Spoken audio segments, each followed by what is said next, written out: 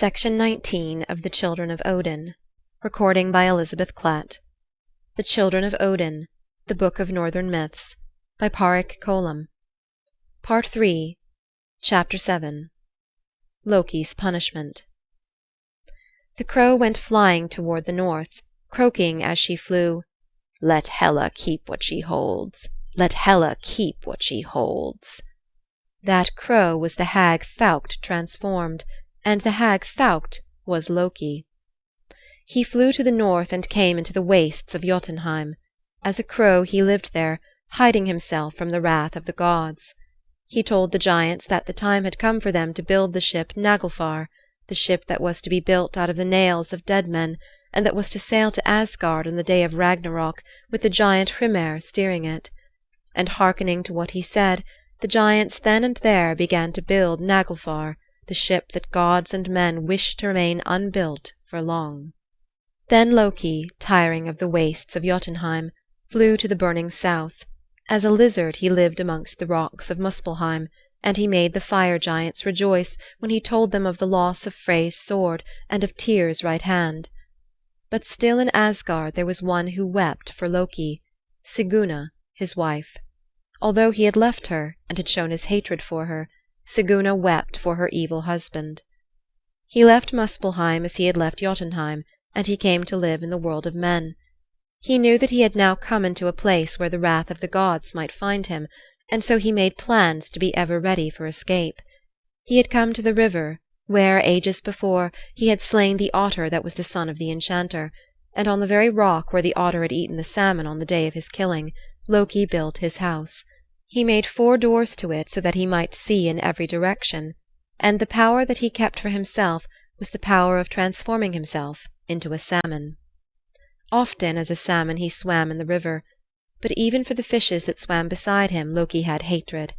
Out of flax and yarn he wove a net that men might have the means of taking them out of the water. The wrath that the gods had against Loki did not pass away. It was he who, as Thaukt, the hag, had given Hela the power to keep Baldur unransomed. It was he who had put into Hodur's hand the sprig of mistletoe that had bereft Baldur of life. Empty was Asgard now that Baldur lived no more in the peace-stead, and stern and gloomy grew the minds of the Aesir and the Vanir with thinking on the direful things that were arrayed against them. Odin in his hall of Valhalla thought only of the ways by which he could bring heroes to him to be his help in defending Asgard. The gods searched through the world, and they found at last the place where Loki had made his dwelling. He was weaving the net to take fishes when he saw them coming from 4 directions. He threw the net into the fire so that it was burnt, and he sprang into the river and transformed himself into a salmon.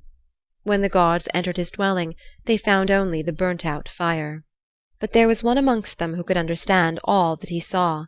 In the ashes were the marks of the burnt net, and he knew that these were the tracing of something to catch fishes, and from the marks left in the ashes he made a net that was the same as the one Loki had burnt. With it in their hands the gods went down the river, dragging the net through the water. Loki was affrighted to find the thing of his own weaving brought against him. He lay between 2 stones at the bottom of the river, and the net passed over him. But the gods knew that the net had touched something at the bottom. They fastened weights to it, and they dragged the net through the river again. Loki knew that he might not escape it this time, and he rose in the water and swam toward the sea. The gods caught sight of him as he leaped over a waterfall. They followed him, dragging the net. Thor waited behind, ready to seize him should he turn back. Loki came out at the mouth of the river, and behold, there was a great eagle hovering over the waves of the sea and ready to swoop down on fishes. He turned back in the river. He made a leap that took him over the net that the gods were dragging. But Thor was behind the net, and he caught the salmon in his powerful hands, and he held him, for all the struggle that Loki made. No fish had ever struggled so before. Loki got himself free, all but his tail, but Thor held to the tail, and brought him amongst the rocks, and forced him to take on his proper form. He was in the hands of those whose wrath was strong against him. They brought him to a cavern, and they bound him to 3 sharp-pointed rocks. With cords that were made of the sinews of wolves they bound him, and they transformed the cords into iron bands. There they would have left Loki bound and helpless. But Skadi, with her fierce giant blood, was not content that he should be left untormented.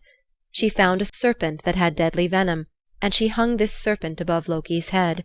The drops of venom fell upon him, bringing him anguish drop by drop, minute by minute. So Loki's torture went on. But Siguna with the pitying heart came to his relief.